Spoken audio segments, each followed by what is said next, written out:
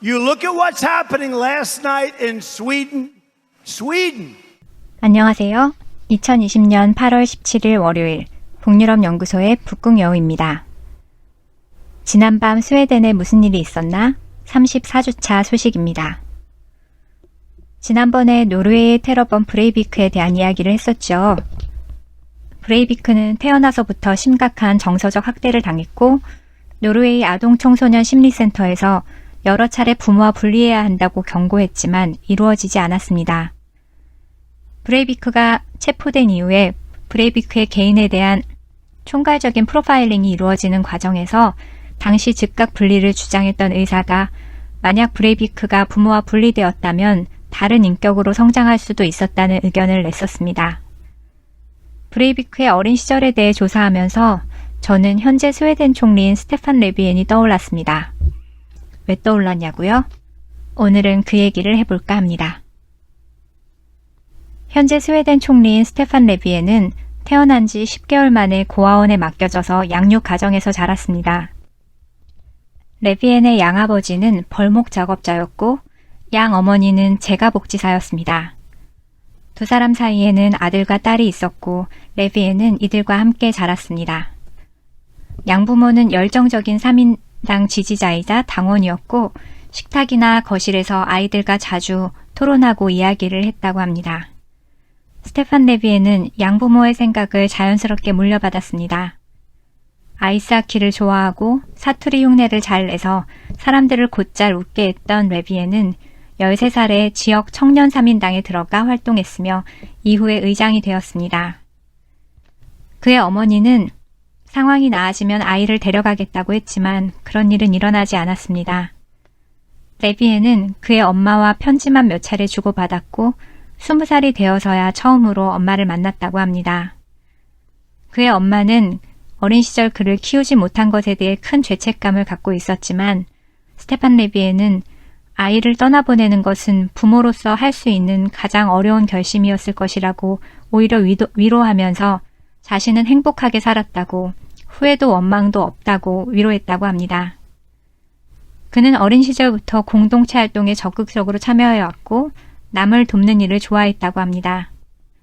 이후 사회복지학과에 진학했지만 복지사 일은 생각했던 것보다 훨씬 고됐고 성향과도 맞지 않아서 대학을 중퇴했습니다. 이후 용접공으로 일을 하다가 금속노조의 대변인이 되었고 이후에 다양한 위치에서 능력을 나타내 총리가 되었습니다. 스테판 레비엔을 오랫동안 지켜봐온 가까운 사람들은 그를 두고 가정적이며 좋은 친구이고 절대 배신하지 않는 사람이라고 했습니다. 스테판 레비엔은 지난 2018년 아동권을 주제로 열린 UN 고위급 회담에서 연설자로 나서 예외적으로 자신의 개인사를 밝혔습니다. 우리는 오랜 시간 실패를 거듭해왔습니다.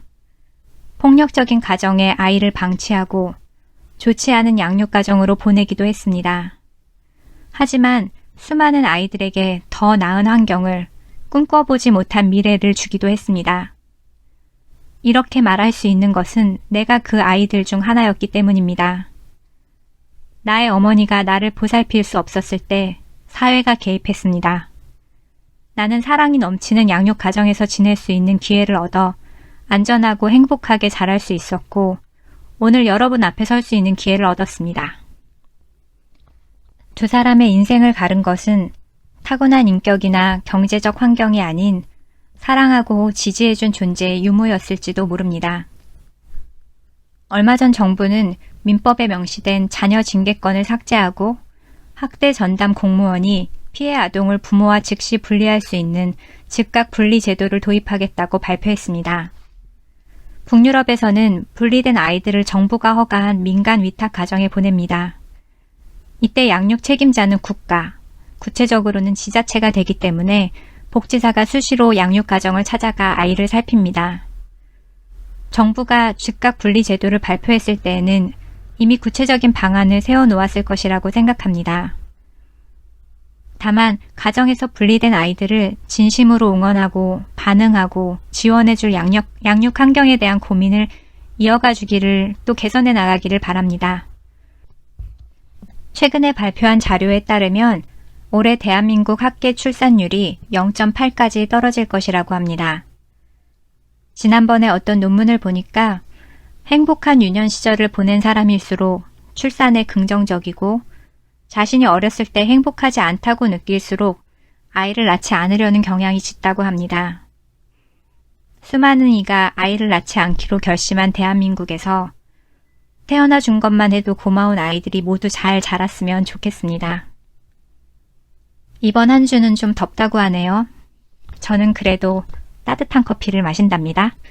그럼 한 주 시원하게 보내세요. 헤이도.